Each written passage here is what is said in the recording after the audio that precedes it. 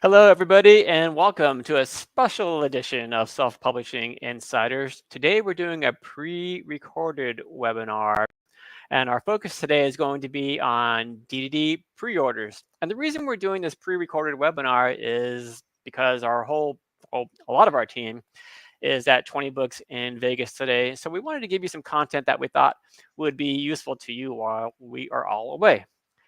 Joining me today, the expert, is my friend and colleague, Nick Thacker, who is our Vice President of the newly formed Author Success Division. Welcome, Nick. Thanks, Jim. Glad to be here. You called me an expert. I'm not sure I would agree with that, but I can certainly tell people about things I've done that maybe they shouldn't do. That might be helpful too. I've got some experience in that regard. Well, that works too. All right, so let's kind of just jump into it. For the uninitiated, can we talk a little bit about just what are pre-orders? Sure. Yeah. I mean, it's pretty self-explanatory, honestly. When you think about what an order is online, this would be Yep. something that happens before that. But basically, you can make a sale of a book after the book is live. That's how we all buy books. But there's also a way to order a book before it technically goes live on whatever platform you're selling. If it's through Drafted Digital, it might be Barnes & Noble or Apple or Kobo, of course, maybe Amazon. And so these platforms allow you as the author to set up a book so that your readers, so that your fans can purchase it before it goes live. And then when it does go live on whatever date that is, they'll get the book on their Kindle device or on their Kobo device or sent an email that says, hey, it's available. It's a pretty old process. I mean, it's been around for a long time, since the beginning of digital sales, really. But this is now something that you can do through Drafted Digital as well. So all the stores that allow pre-orders that are Drafted Digital stores, we will distribute to and set up as a pre-order. Okay. Is that something that authors can do with an ebook and a print book, or just one or the other? We can do it with both ebook and print. There's basically the same rules apply. You want to have, we say 10 days or so before the book goes live, but that's really just it's a platform agnostic rule. It's basically just a way to give us enough lead time to get everything sent out to all the stores and get all the stores on board. But every individual store will have their own preferences. But we say 10 business days on our website, and I believe on the actual page where you set this up. But it's very simple. I mean, you just click the date you want it to go live, and as long as that is a certain amount of time in the future, you can do that for ebook or print for your print book. Okay. I can imagine readers would get, pretty excited about pre-orders because it's like, oh, my favorite author's got this book coming out in a matter of weeks or a matter of months. I can pre-order it now. I can just kind of set it and forget it. And it's going to be like Christmas morning when this thing pops onto my Kindle device. It's a little. I laugh at that because you're not wrong. I think there are readers who do get excited. As one of those readers, I don't like pre-orders. I don't want the author. I don't want to buy it ahead of time. I want to buy it and read it now. Yeah. But that's just because of my reading habits. I don't read, ironically, as often as I want, and so I'm usually ready to read the next book. Yep. That's when I'm shopping for a book. And so if there's a book on pre-order, I may not get it. And so I may say, it's on pre-order. I'm going to go choose the one that I can read now. So that might sound like a con, Well, you want that instant gratification. I want the instant gratification, but you are not wrong. There are so many readers who want to buy it and just know that when it finally is available, it's going to show up on their device. Okay, there's a lot of power in that as a marketer. So that kind of plays into why authors do it in the first place, because they know that their readers are going to get excited about this book that's upcoming. So I would imagine if they get those so many readers, as you just mentioned, to order a book that's on pre-order, it's going to help those pre-orders accumulate. Yes, and we'll talk about this a little bit too, and probably a little bit later on, but I've got 3 main reasons why authors would want to do pre-orders. I've given you kind of one reason why maybe they wouldn't want to if you're like me and the instant gratification. And so an argument could be made that you might have some readers who don't get your book or don't pre-order the book because they want the instant gratification, and therefore they may forget that the book came out when it is live. And so you could potentially lose readers. I've heard that argument before. I don't know that that doesn't carry a lot of water. But that is certainly one reason. I do think, generally speaking, the ability to set up a pre-order is a huge boon for authors. I mean, it's a great, powerful marketing tool that we have. Yep. And the only reason I'm kind of waffling a little bit is that it really just depends on the marketing strategy that you want Yeah. to use. I like that idea of capturing the sale the moment you kind of pique their interest Sure. for the next book. And that's, I think, the biggest benefit. I know an author who does gangbusters with pre-orders. He writes military science fiction, more military thriller kind of style, Uh-huh. and he writes in a long series and an ongoing series. And at the end of each book, it's not a cliffhanger, but they're good books. I've read them, and it's a very strong pull to the next book, Yeah. which he hasn't written yet. And so he always puts a pre-order link in at the back of the book. They click the link, they go to their preferred platform, and they can purchase the book, but it's a pre-order. But he's done this for years. And so now he gets many thousands of pre-orders for every book, and he has a deadline for when he has to have that book out. So and that's one of the reasons I was going to give later about why authors might want to do that, is it helps us, keep us on track. But to your point, Jim, yeah, it's a really powerful tool to capture that sale while their interest is piqued, while they're engaged, especially when they've just finished the first book, if you want to sell them the next one. So for that reason alone, I almost want to say just everybody should test pre-orders. No matter what platform you're on, if you're using Draft to Digital or if you're exclusive to Amazon, you can do this through KDP. Yep. And I highly recommend testing it, because it might be a great way to get those readers who are like, hey, I'm good, I'm ready to go, what's the next one? Yeah. Oh, it's not out yet. Okay, but I'm going to buy it. I'm going to go ahead and pre-order it just to make sure it shows up for me when it is ready. Yeah. I know of several authors, best-selling authors, who use pre-orders for every single book. Sure. I'm excited about talking to you already about some of the best practices that you've seen used out there, that you've used yourself. But I've already gotten ahead of you once, so let me No, you're fine. let me pull back the reins, and I'll bet you it's like super difficult to set this up at Draft to Digital. Oh, wow, what a softball. Yeah. No, Jim, it turns out it's not difficult at all to set this up. Really? Yeah, it's very simple. In fact, I'm so unprepared for this. I might even be able to share my screen and show you what it looks like to set this up. How do you feel about that? Let's do it. We'll pop that in there. So here's the Draft to Digital page. Once you've logged in and clicked create a new book project, you can see 3 options. We're going to talk about the first 2, and I'll only show you one because it's basically the same thing for both of them. But ebook and print, you click either one of those, and you will be able to set up your book as pre-order. What you have to do is choose if you have artwork or not. There's some of these that are required. English will leave, and I'll just put testing for the book title. I wouldn't recommend calling your book that. And then, we'll just say it's not inappropriate. And you do have to choose at least one BISAC code, which is the category code.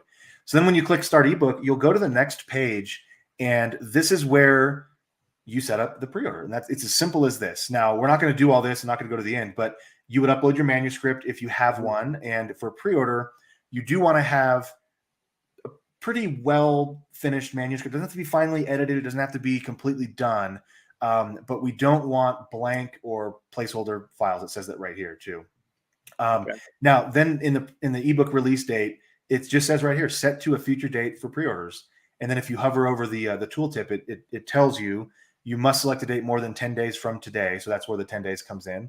And then if you set the release to a future date, it automatically creates a pre-order for the retailers that support it. So not all the retailers that we distribute to will handle pre-orders. But in those cases, what happens is the book will show up in their store magically on that date that it's for sale. So on the date that readers can get it, it won't be a pre-order. They won't be able to get it on that particular store beforehand. But that's just a way of keeping everything clean, so nobody's getting your book tomorrow when the book is on pre-order, for the next month or so. But then you just choose your date. So if we wanted to set this to the end of November next month, and we're talking about this is Halloween day, and so 30 days from now, we want to set that date, we can just choose it right here and go for it.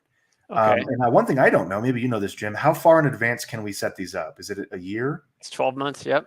12 months. Okay. Yeah. I believe every single retailer that we distribute pre-orders to will allow you to set your release date up to 12 months in advance.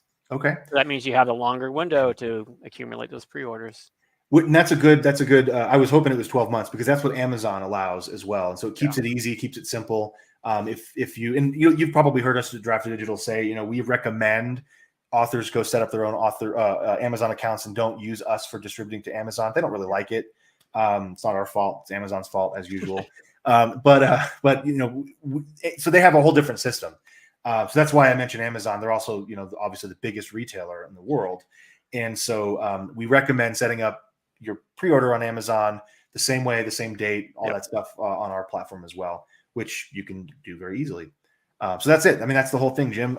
You can stop sharing it too, because it's basically, I would go put the descriptions in, and then I would click next page, and I'd go through the steps. And once it's published, it's on pre-order. And as soon as the retailers get to it, which takes a few days, this is why we say 10 days. Some retailers sometimes have a delay, have a lag, or they're getting slammed with new, books. Yeah, so that's a retailer requirement, that 10 business day thing. And that's good, because that now allows us to send them all the metadata, the manuscript, the book cover image, and make sure that just in case there's a hiccup. Exactly. There's always something happening, and you know, you're adding points of failure when you use a distributor, sending to these different retailers, and these different retailers all have different people working there. So it's just it's a good practice to make sure that you give yourself enough time. Yeah, especially if you've already communicated to your readers that the book is going to be released on such and such a date. You want to make sure that that date is going to hold steady. I want to keep the screen up here for a second, though, Nick. Okay. Because a couple of questions popped up, at least in my head, and that is, let's say, you know, I'm an author and I want as long of a runway as possible for my pre-order. And it's asking me to upload my final manuscript. Drafted Digital does assetless pre-orders as well, right? So yes, so I didn't mention that too, because I've never done it, so I didn't have the experience with that particular side of it. I always have some asset. But yes, I think the exception is for print books, right? We don't do assetless for print books, for pre-order specifically. So we can upload an ebook without an asset. Just means the book file, so the cover and the interior file. You don't necessarily have to have them for pre-orders for ebooks, but print book pre-orders do have to have them, at least the cover and something for the interior, in order for that to work. Got it. That's very clear. All right. Thanks for that, Nick. And are we done with this screen? Can I remove it? I think so. Yeah. Like I said, all this other stuff isn't pre-order related. It's just the general setup process. You can. The last thing I'll say is if you know, this is all the technical, how do you do it kind of stuff. The reason I'm not harping too much on how to do it is we have the best support in the world. So give us a call if you get stuck. We'll walk you through it. We've got knowledge-based articles, documentation on it. Actually, some of my notes are pulled from an article that Steve Brown wrote, who used to be at Drafted Digital, on pre-orders. And so I'm like, oh, this is actually really helpful. I'm just going to say, go read the article, because it's very good. So yeah, that's kind of the technical, the how-to. I know a lot of people watching this are probably going to want to know, like, well, you know, should I do it? I mean, how do I market this stuff? Why wouldn't I use pre-orders? Or those are the kind of things that I think, I mean, if you want, we can jump into some of that stuff as well. Yeah, let's. And also, I want to remind people that, yes, this is a pre-recorded webinar, but, you know, Nick was just talking about our fabulous team. They are actually in the comments section live as this is being played back. And if you have any questions that, you know, Nick and I, well, we can't answer it live, but when this airs, I'll probably be walking around the conference with a lot of people watching it, who are watching it. So you could just go find me there, and I'll answer the question live. I hope so. My point is, just feel free to ask questions, and they'll probably answer them in the comments, or you can ask a question even after this airs, and we will cycle back to this and get those questions answered for you. Can we jump into some best practices? Yes, absolutely. Like what have you seen work out there, Nick, or what have you done yourself that you feel is a good way to help build upon that buzz with an early release to help you accumulate some of those pre-orders? I mean, I think you kind of alluded to it just now by saying buzz. I don't know that using a pre-order, I shouldn't say it that way. I'm pretty confident that just using the pre-order engine on Drafted Digital or Amazon or any other platform isn't a marketing activity. Meaning, just doing that isn't going to guarantee you anything, any sales or anything extra. Yeah, I mean, I can't press the pre-order button and expect my book to have like 1,000, 10,000 downloads or 10,000 orders. Exactly. Rather. Yeah, it's not going to be a magic anything. It's not a silver bullet. It's not a marketing activity at all. It's just an opportunity to give your readership or your fan or your future reader the ability to buy a book and give you some money, or put it in escrow basically until the book is live. Just to kind of solidify that deal. So it's great for that, but you still have to drive people to it. Or the pre-orders really aren't going to do much for you. It's not going to help you. What I always tell authors is this. Well, actually, let me back up. Like in my experience, what I've done is I remember back in the day when I've always been exclusive to Amazon up until about a year ago. Okay. I started pulling certain series down and going through Drafted Digital to go wide. So I'm familiar with both, but I've generally been an exclusive Amazon author for most of my author career for about 10 years. Okay. And you couldn't do pre-orders at first, and then you could, but I believe it was like 90 days or 60 days out. You couldn't do it longer than that. And then it changed to a year. And so now you can do a pre-order for up to a year in advance. Okay. I used to do I tested pre-orders and missed the deadline because I'm lazy and I didn't. Did you get a nastygram because of that? I got a nastygram. They didn't kick me off Amazon completely, but they said, "Listen, you're never gonna be able to do pre-orders again. We hate you." And I said, "That's fair. That's fair, Amazon." Verbatim. It's yeah. I mean, I paraphrase a little bit, but so I got kicked off of the pre-orders, only the pre-orders. I couldn't do a pre-order for a year, so I had to wait a year, and then I got back into the pre-order program. And by then, I believe I may be missing up my dates and times, but I seem to remember at that point I could set the release for a year out. And so my strategy after that has been always to do 1 year out. So when I upload a book that I know I'm going to write, or if let's say I know I'm going to write something, at some point on, this subject, well, I'll go up to Amazon and I'll set up a pre-order for that book and I'll put it as long out as I can, which is a year. And I would do the same thing at Drafted Digital if it's going to be wide. And that gives me enough time to write the book, finalize the book, edit the book, all that stuff. I can do that well within a year, but it also gives me the opportunity to start marketing that book. So that's the way I do it. That's one of the reasons that I give for one of these best practices to do pre-orders is to plan ahead. It's a great strategy, even if you're not lazy like me, even if you're on top of things like Jim. It's a good strategy to know, well, here's kind of my worst case, if you will, publishing calendar. Like I know I got to get this book out by March 24th because that's been on pre-order, and I don't want to get kicked out of the program. Now, Drafted Digital, for the record, isn't going to kick you out of any program, but that's not just even a nastygram. Yeah, but we want to keep a good, consistent reputation for your readers, and so we don't want you like uploading a book and then missing the pre-order deadline completely. Right. The point is, this is a great way. Pre-orders are a great way to plan your publishing schedule. You certainly can push that up. Like I just released a book this week called The Russian Betrayal, and it was on pre-order. I think March 2024 was the deadline for that. That was the pre-order date. I knew I was going to hit it before that, but I'm glad I didn't do it, a pre-order for like 3 months because I put it up in March of this year, and I thought, well, I'm probably going to get this book written in 2 months, maybe 3. Well, it was 6 months before I finished the book. So I knew I was going to release it then. I bumped the pre-order date up and just let it go. Basically, it was a live release, and I got. So you give yourself some buffer room in case life happens. Exactly. Yeah, that's a good way to put it. It's just buffer. So that's one reason. The second reason we talked about a little bit, and that's to generate buzz. Again, just clicking the pre-order button or just putting something on pre-order isn't a marketing activity. It doesn't necessarily mean anyone's going to buy it, but it certainly gives you the breathing room, the opportunity to start marketing that book. And of course, I could go on forever about marketing and all that. We don't have time to do that. But generally speaking, if you've got a book for sale, even if it's a pre-order and it's not available yet, readers will go buy it. They'll go order it. They'll go pre-order it. And so by putting it up on pre-order, it gives you the opportunity to start sending emails to your list, to do newsletter swaps even. I was going to ask you how you keep them engaged and keeping that pre-order front and center for them. Exactly. So, what you don't want to do, and again, I mean, this is my experience, but I really do strongly believe it's really important for authors to be consistent with our communication. So even though we may not write a book more than once a year, we want to consistently communicate with our readers. We want to say, hey, I'm checking in so you don't forget who I am. Remember that book you read? Yeah. I've got another one coming out. Actually, it's on pre-order. You can go right now and order the book and you'll get it when it's ready.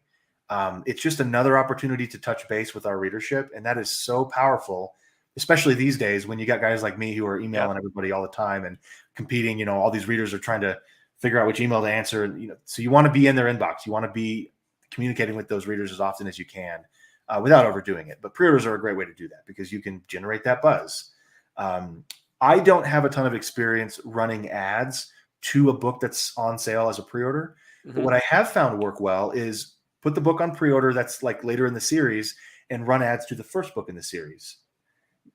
what usually happens Okay. is the direct sales are happening to the first book. Like I'm getting people to convert on that first book. But then, the third, fourth, fifth, all the way to the 15th book is my longest series that's on pre-order. People will buy those as well because they know that they liked the first one, or they'll come back after seeing the ad, clicking it, buying the first book. They'll read it, they'll come back, and they'll say, what else can I get? And they'll either buy the whole series or the next book or the book on pre-order. So you certainly can use things like ads and social media marketing to get people to that pre-order. I've just found that sending ads directly to the book on pre-order, sort of, it's not shooting myself in the foot necessarily, but it is sort of hamstringing my ability to be successful because there are some people who just won't buy it because it's on pre-order. It's not available yet. So I love it though because dollars up front, Yeah, I'm sorry. Well, I didn't mean to interrupt you, but like when I'm reading a series and if I'm totally into the series, like I'm invested into the stories, into that world, into those characters and their lives. Yeah. But when I'm getting toward the end of a series, I feel that little bit of sadness, I guess, because you know that you're coming to the end of something that you're just so into. Yes. But then if you learn that there's another book in the series that's coming up, you're like, yes, I get to keep going with this. I get to keep going. I think and I've kind of contradict what I said before about how I don't usually do pre-orders. Exactly what you're talking about, Jim. I know that the book is done and I can be angry that the next book isn't ready yet. But chances are, if I really liked that book, I know I'm going to like the next one. I don't remember long enough to come back and say, okay, well, I remember he said March. I'm going to come back in March and buy the book.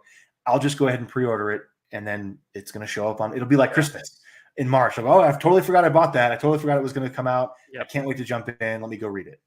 Yeah, that's fun. One thing I want to ask you before I forget is that let's say you've set a date for that. Let's say that you put your book up as a pre-order and you've set your release date. What happens if things come up, life happens, and you're not going to hit your deadline? Can you change that release date? Well, I actually don't know on Draft to Digital side. I'd have to ask somebody who's probably looking in the comments because I haven't tried that on the Draft to Digital side. I do know with Amazon, which is, like I said, the one I'm experienced with. These days, they've loosened up a little bit, and I have had that happen before, where I had an anthology I was a part of that I was publishing, and we weren't going to hit the deadline. We weren't going to hit that release date, and I just emailed them. I said, "Listen, here's what's going on. We're pretty close, but we need another week. Is there any way that we can just push this out one more week?" And they said, "Yeah, sure." And they let me change the date. So everything is always, I would say it's always worth communicating. It's always worth asking. I know that Draft to Digital is generally much nicer than Amazon. So based on my knowledge, I'm pretty sure you can. Like I think 99.9%, you can change that date. Yeah, because again, Draft to Digital itself, we're not the publisher. We're just distributing your book to other retailers, right? We're not the retailer. So it's not our rules that we're trying to get you to abide by necessarily. It's rules from these other retailers that we're trying to kind of collate together into a system that works well with all of them. So some retailer that we distribute to might one day have a policy where they say, yeah, you can't change the date. But what we'll do is we're not going to punish you for all of the other stores. We're just going to say, hey, this retailer isn't going to be able to change it. So this and this and this is going to happen. But all the other ones are fine. You can push the date back and you'll be all right. Yeah. And like you said, in worst case scenario, email customer support and they'll help you out with that. Exactly. Yeah. And then again, give yourself a buffer. Like if you feel that, well, let's say today's October 31st. Let's say that you're thinking, well, I know I can finish this book by March 31st. Why don't you set it to April 31st? Just in case, to give yourself a little bit of buffer room, because things happen all the time. You can set expectations for your readers, right? You can set expectations for your readers. They'll be thrilled if they learn if nothing happened and you get to release that book a couple of weeks earlier or even a month earlier, they'll be thrilled. But you don't want to risk bumming them out if you have to move the date further back. That's marketing 101, right? I mean, it's under promise and over deliver. Yep. You want to make sure that you're telling people, and that's a good segue, because that's the third thing that I wrote down as a best practice, which is remain consistent to your readership. If you've been writing a book a month for the past 10 years, then figure out, and you're going to use pre-orders, then figure out which books are going to come out maintaining that same consistency, right? Or if you need to slow down, you have to, do whatever you need to do, but don't go throw a book haphazardly up on pre-order for a year from now and then not do anything in the meantime if you've been writing, Mm. every 2 months, consistently publishing every 2 months. Your readership will reward you long term. I've experienced this in my own career. If I just write more, they'll buy more.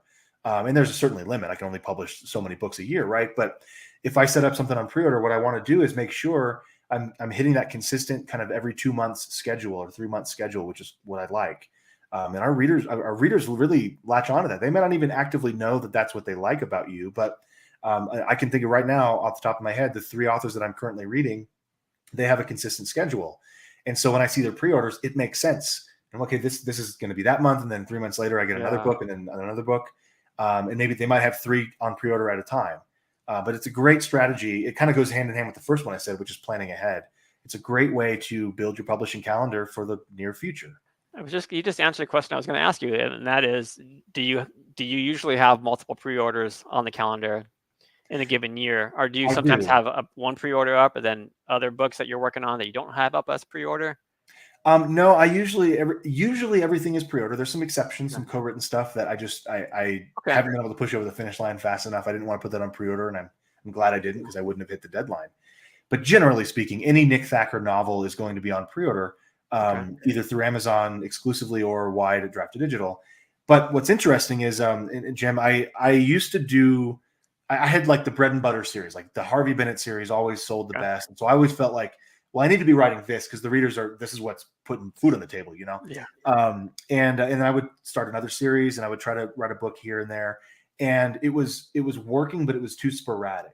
And so what I've done actually this year, and this isn't really a pre-order thing as much as just a marketing thing, I said, you know what? I've always had these ideas for like 8 different thriller series, like 8 different main characters with different little superpowers each. They're not related in any way. Those voices in your head are busy, aren't they? They're big. Oh yeah, they won't shut up.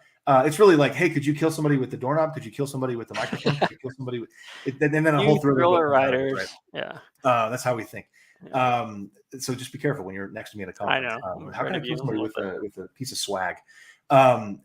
Anyway, so what I've always had these ideas for these other characters, and I thought, yeah, one day I'll get to write those. What I decided earlier this year was late last year. I said, I'm going to publish as many of those series as I can. So I'm going to write book 1 in 6 different series, completely unrelated series. And I'm going to let my readers tell me which one to do next.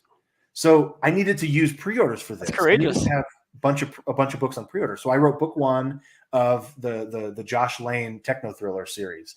And as soon as that was published, there was a book a year out in advance for pre-order for book 2. Wow. Now, I don't know if I thought that my readers are going to want that one next, and maybe I write that one next. And then, they're just clamoring for more. And then maybe it comes out a month later rather than a year later. But I did this with multiple series. So then I wrote book 1 of another series, and book 1 of another series, and book 1 of another series. And eventually I realized, this particular one that I wouldn't have guessed is the one that's selling the best and people are emailing me about. So even though all of them, were up a year, for the book 2 was scheduled to be released a year later, right? I chose that one to write book 2. So I'm gonna do book 2 of this one instead, because this one is working. So that it's kind of a neither here nor there, except in the case that I could only do that with pre-orders. That's not true. I could do it without them, but I wanted to kind of capture the momentum of those sales by having pre-orders for all of them. Yeah. But I didn't want to commit myself to which one was going to come next and what date. And so I used long keep you on track too. Exactly. Yeah. Yeah. I love it. Do you use your readers, or do you work with your readers to help you promote your books? Do you mobilize do you have a street team? Do they help you spread the word? My street team is kind of a mix of beta and ARC readers. I'm not going to get into the definitions, but it's essentially an early release team. So I'll send it out. I have a whole process. It involves a thing I call the round table, where I'm working with other thriller authors on an outline. That's like a developmental edit sort of before the book is even written. And then I do what I call the gauntlet, which is editing and some AI tools and things like that to get the book in best shape I can. And then I'll give it to my street team, which is I do have a beta team of 200 readers that I give each book to them, and they find all kinds of little typos and inconsistencies and all that. And the goal with that isn't to get the book perfect. It's to get the book release ready. And so I'll release the book and then iteratively fix things as they come in for the first couple of weeks. Okay. So for that reason, I don't do a big launch on launch day. Yeah. There's other reasons I don't like, usually Amazon doesn't reward big launches anymore as much as they used to. So I'll let the book be improved for the first, couple weeks of its existence. And then the street team gets their hands on the book, and what they're going to do is leave those early reviews. So I don't mobilize them for any marketing activities other than that's getting key. some reviews in. So your readers can leave reviews before the book is actually released to the public. You can leave a review on a Yes, pre-order? I said it at the end, but if it's a pre-order book, I'll get it to the street team as early as possible, and that's usually before the release date, so that they have it. They can start leaving a review in whatever platform it's on. And I don't know if I don't think Amazon lets those reviews show up until release day.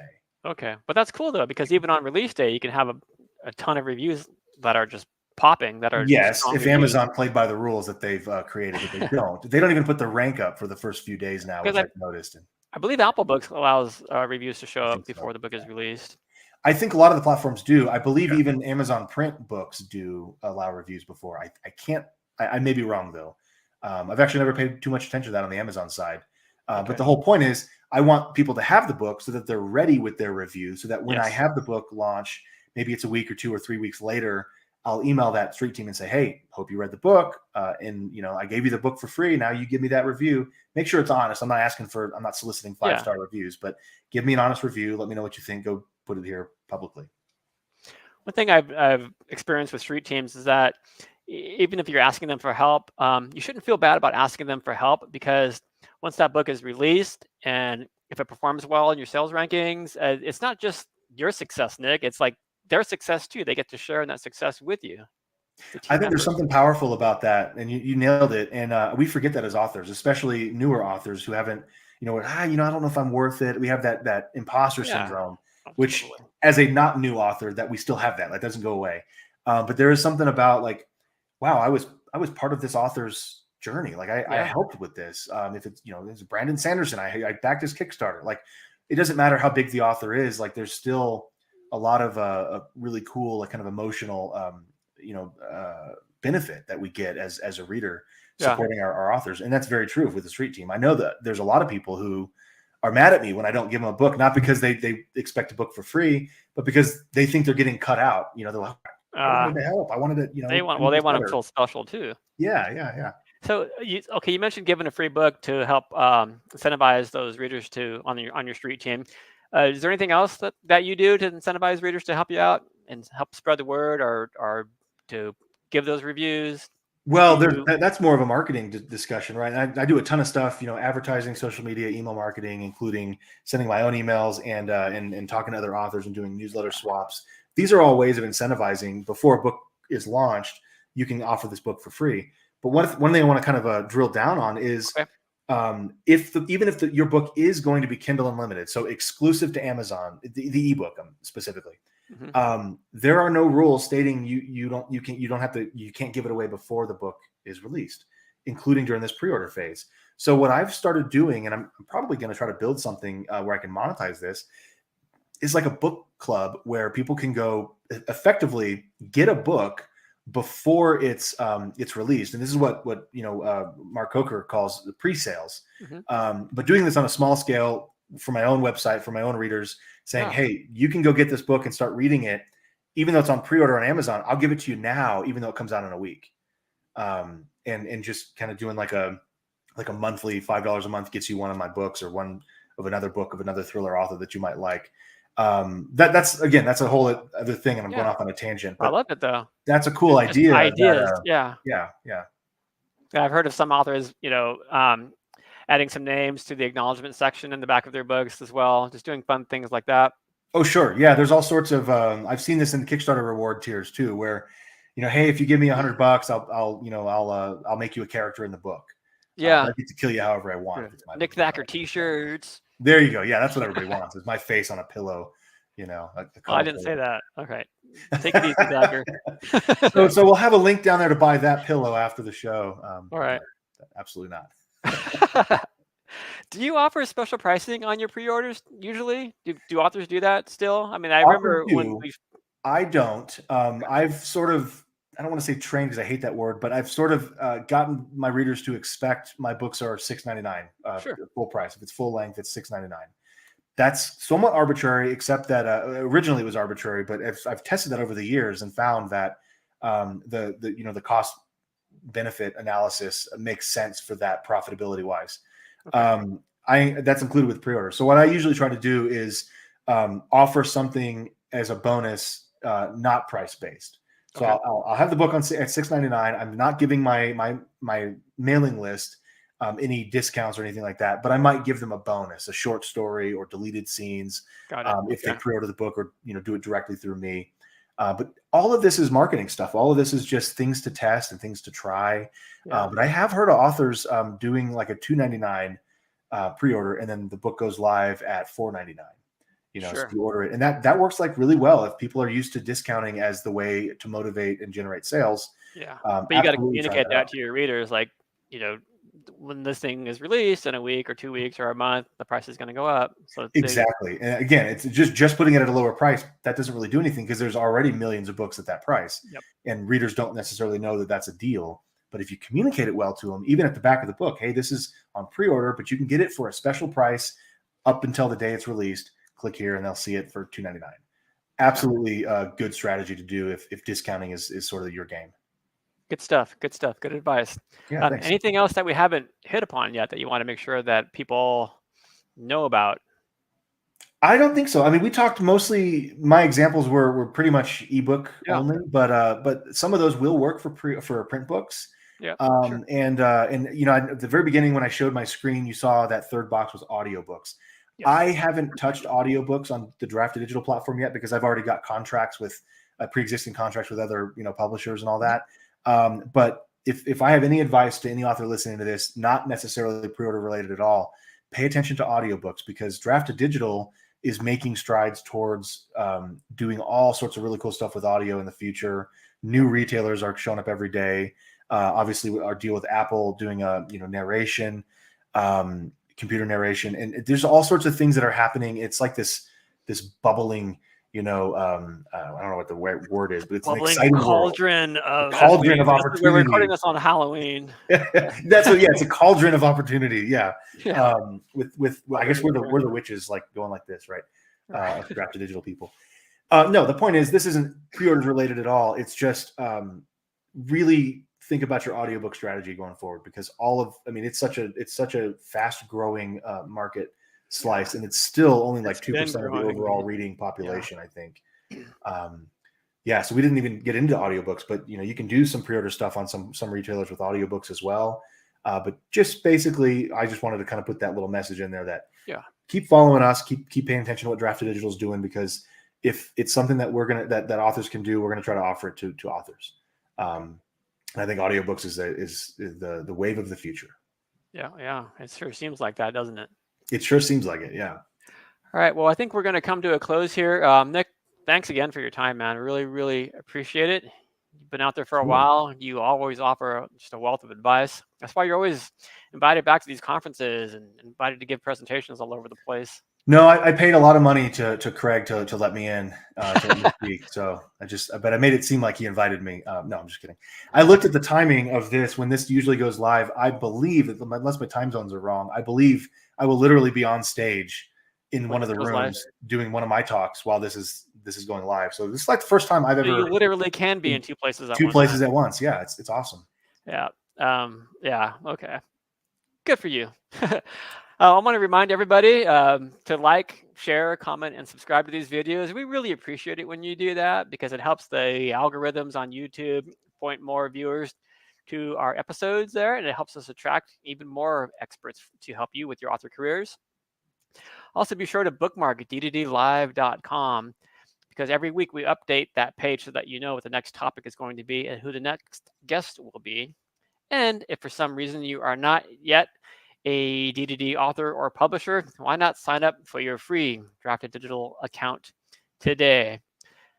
Nick, thanks again for your time, buddy. I'll see you at 20 Books. I'll see you there. To our viewers, thanks a million for joining us again today. We'll see you live and in person next week. Really appreciate it. Take care, everybody. See you next time.